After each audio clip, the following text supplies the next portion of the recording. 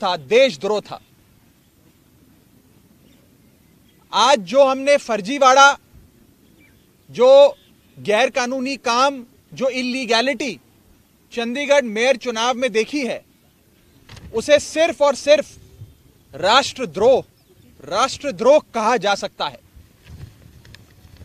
आप सभी ये बात जानते हैं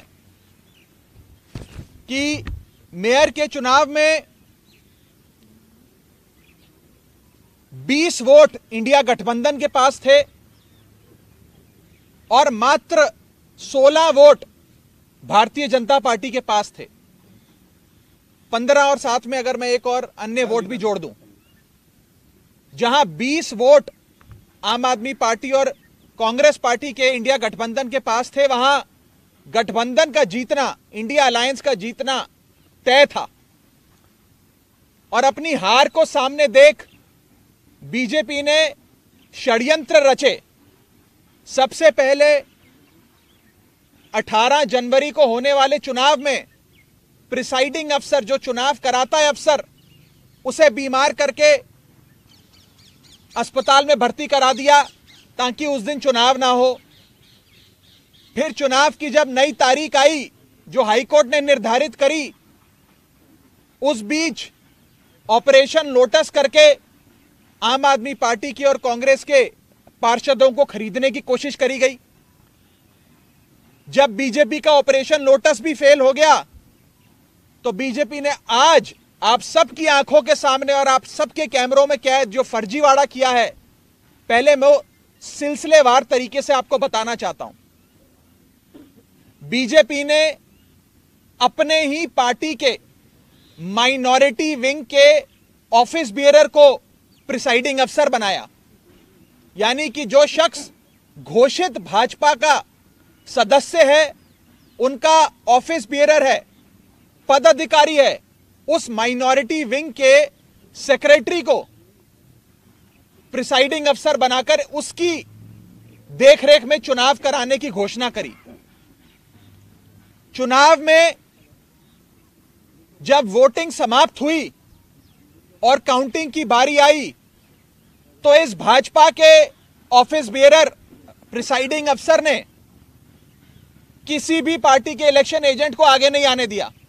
आप सब जानते हैं, आप सब चंडीगढ़ मेयर चुनाव देखते आए हैं, जब भी वोटों की गिनती होती है तो इलेक्शन एजेंट, तमाम पार्टियों के इलेक्शन एजेंट अपनी आंखों के सामने काउंटिंग टेबल पे खड़े होकर काउंटिंग करवाते हैं। लेकिन पहली बार इतिहास में देखा गया कि इलेक्शन एजेंट्स को दूर कर दिया गया, उन्हें टेबल के नजदीक नहीं आने दिया गया।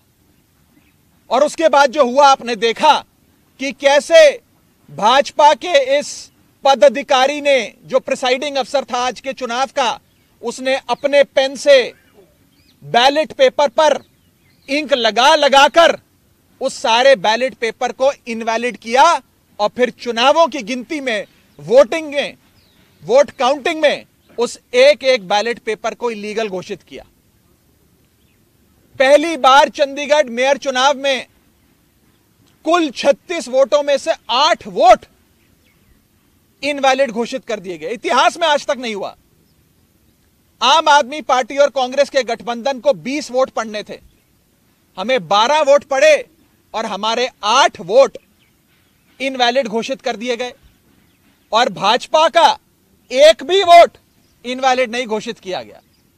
भाजपा के और उनके कुल वोट 16 थे, उनको 16 वोट पड़े और आम आदमी पार्टी के 20 में से 8 वोटों को इनवैलिड यानी कि अवैध घोषित करके हमारे वोटों को घटाकर 12 कर दिया गया। साथियों, जब भी किसी भी वोट को अवैध घोषित किया जाता है या इनवैलिड करार दिया जाता है, तो उस वोट को दोनों पार्टियों के काउंटिंग एजेंट को दिखाया जाता है अवैध घोषित करने से पहले। यह डमी बैलेट पेपर है जो मैं आप सबके सामने लाया हूं।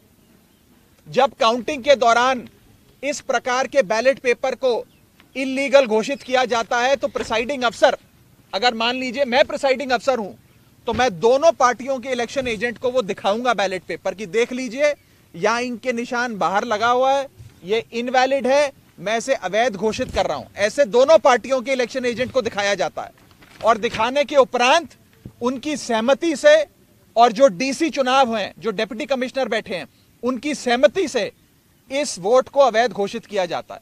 लेकिन आज ये नहीं हुआ। आज ना इलेक्शन एजेंट को दिखाया गया, ना डीसी को दिखाया गया, और बस एक एक कर आम आदमी पार्टी के वोटों को और कांग्रेस पार्टी के वोटों को अवैध घोषित कर दिया।